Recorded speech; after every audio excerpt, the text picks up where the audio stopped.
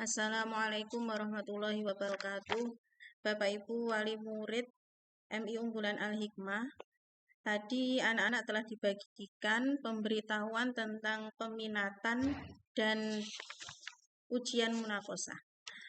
Nah, untuk pemberitahuan tentang peminatan pada lembaran pertama niki, di situ ada pilihan-pilihan peminatan untuk peserta didik. Semua diwajibkan untuk memilih peminatan sesuai dengan kompetensi masing-masing. Peminatan ini dilaksanakan setiap hari Jumat mulai awal bulan September, jadi mulai Jumat depan itu sudah mulai peminatan dengan jadwal berbeda-beda setiap minggunya. Dan untuk pulangnya nanti tetap hanya dilebihkan 15 menit, jadi pulangnya jam 10.15 menit. Jadi setelah istirahat nanti ada peminatan sampai jam 10.15 baru anak-anak pulang.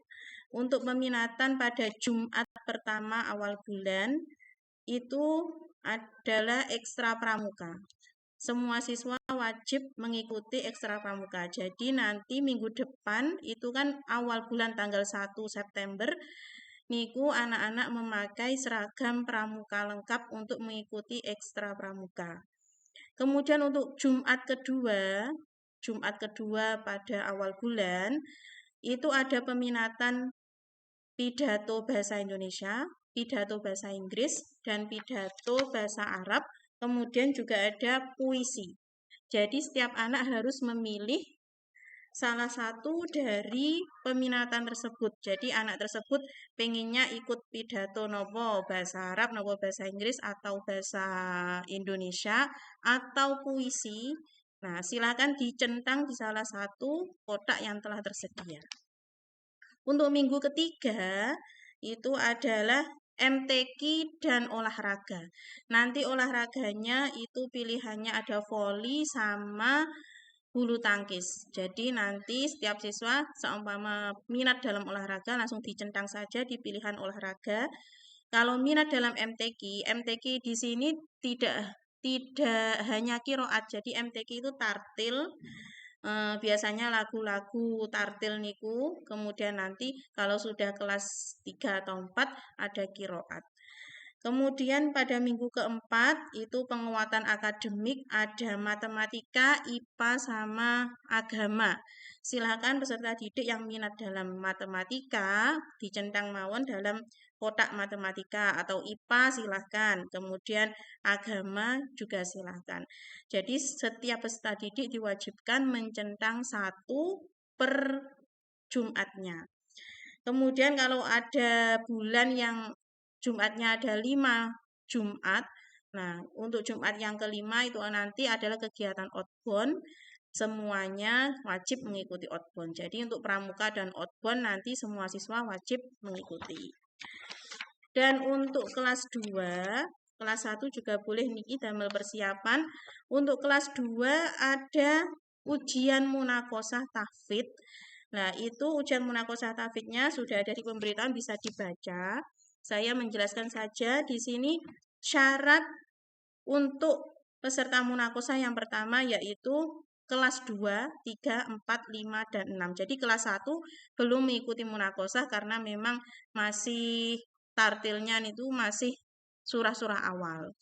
Kemudian yang kedua, wali murid mendaftarkan peserta munakosah kepada saya dengan cara mengisi formulir ujian munakosah. Formulirnya nanti bisa minta di kantor, formulir ujian munakosah. Yang ketiga, sudah memenuhi hafalan. Jadi untuk tahap pertama, munakosah yang pertama niku surah An-Nas sampai Al-A'la, hafalan surah An-Nas sampai Al-A'la, dan hafalan sholawat kalamun. Jadi untuk kelas 2 yang sudah hafal surat An-Nas sampai Al-A'la yang sudah lancar, bisa daftar munakosah ke saya. Kemudian yang keempat, peserta tidak mempunyai tanggungan biaya yang menunggak atau tanggungan biaya iuran-iuran di sekolah yang belum terlunasi. Jadi peserta munakosah harus sudah lunas membayar iuran-iuran seperti LKS, PBDB, atau jariah sampai bulan akan ujian munakosah. Kemudian yang kelima, membayar iuran munakosah sebesar Rp20.000, iuran munakosah Rp20.000. Dan yang keenam, siap menabung untuk wisuda. Nanti wisudanya setelah munakosah kedua. Munakosah kedua berarti sampun full hafal juz amma, An-Nas sampai An-Naba. Kemungkinan nggih binjing kelas 3 atau kelas 4. Kemudian alur pendaftarannya mengambil formulir di kantor, kemudian dibawa pulang diisi oleh orang tua. Setelah diisi orang tua, besoknya dikumpulkan ke saya. Setelah dikumpulkan, nanti saya akan lihat sambil membawa buku prestasi tahfidz sudah hafal sampai mana, dan nanti akan saya pertimbangkan memang anak ini benar-benar sudah lancar apa belum. Kalau memang sudah lancar, berarti langsung mendapat jadwal ujian munakosah. Dan untuk yang belum lancar, mungkin ingin daftar munakosah, tapi kok menurut saya anak tersebut hafalannya belum lancar, maka akan saya minta untuk setoran lagi surah yang belum terlalu hafal. Kemudian di baliknya ini pelaksanaan ujian munakosah, pelaksanaannya satu anak. Jadi seumpama hari ini anak A daftar munakosah, nanti akan dapat jadwal dari saya ujian munakosahnya tanggal sekian. Nah, berarti anak tersebut akan ujian munakosah sendiri dan diuji oleh saya dan Bu Jadi nanti pengujinya saya dan Bu atau guru tahfidz lainnya, ada 2 penguji. Kemudian saat ujian tersebut diawali dengan surat Al-Fatihah, kemudian dilanjut surah An-Nas sampai Al-A'la dan hafalan tambahan seperti tadi sholawat kalamun. Kemudian ujian tersebut akan di-live-kan, jadi orang tua boleh melihat langsung di madrasah atau boleh secara live streaming melalui media sosial madrasah. Kemudian yang keempat, ujian munakosah diakhiri dengan tasdik, kalimat tasdik. Kemudian nanti setelah itu penguji akan menandatangani berita acara ujian munakosah. Kriteria apa saja yang akan dinilai? Yang pertama kelancaran hafalan, makhraj huruf, tajwid, sama lagu tartilnya. Nilai yang sempurna apabila semua hafal semua, tajwidnya juga benar semua, maka akan mendapat nilai 100 nanti di syahadahnya atau di ijazahnya.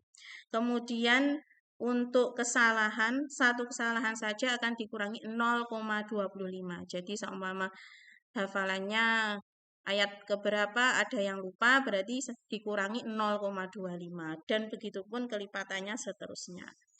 Begitu penjelasan dari saya. Apabila ada yang kurang dimengerti, bisa bertanya langsung kepada wali kelas masing-masing.